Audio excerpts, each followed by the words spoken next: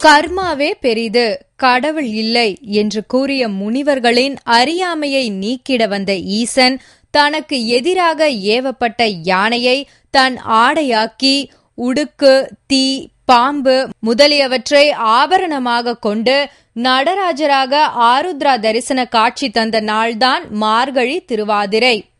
தென் கைலாயம் எனப்படும் திரு உத்திரகோசை மங்கையில் ஆருத்ரா தரிசனம் நடந்தது.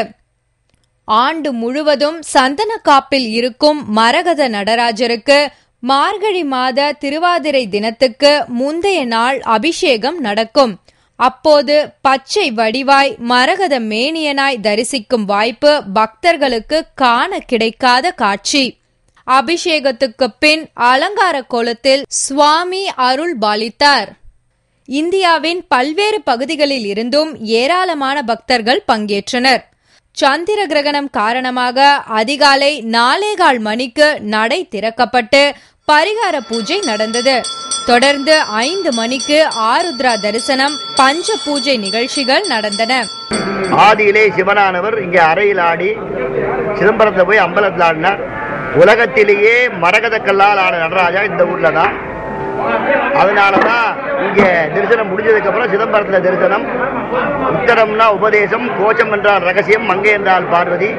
பார்வதிக்கு ஈஸ்வரன் ரகசியோபதேசம் பண்ணதுனால இந்த ஊருக்கு உத்தர கோஷ மங்கைன்னு பேரு. திருநெல்வேலி தாமிரபரணி கரையில் நெல்லையப்பர் கோவிலில் முழுக்க முழுக்க தாமிர தகடுகளால் வெய்யப்பட்ட தாமிர சபையில் நடராஜரின் முனி தாண்டவ காட்சி நடந்தது. முனி தாண்டவத்தில் நடராஜர் அக்னி சொரூபராக காட்சியளித்தார்.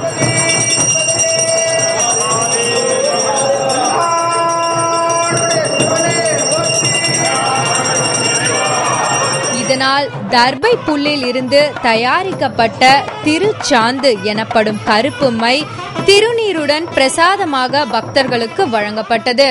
ஆருத்ரா தரிசனத்திலே இந்த நடராஜரானவர் அக்னி சுரூபமாக காட்சி கொடுக்கக்கூடிய சுவாமிக்கு பிரசாதம் திருச்சாந்து, அதாவது தர்பையிலிருந்து எடுக்கப்பட்ட பஞ்சபூதங்களும் அடங்கக்கூடிய சக்தியை கொண்ட அக்னியிலே சுவாமியினுடைய பிரசாதமாக இந்த திருச்சாந்தானது வழங்கப்படுகிறது. களி நடனம் காண அதிகாலையில் பக்தர்கள் நெல்லையப்பர் கோவிலில் திரண்டிருந்தனர்.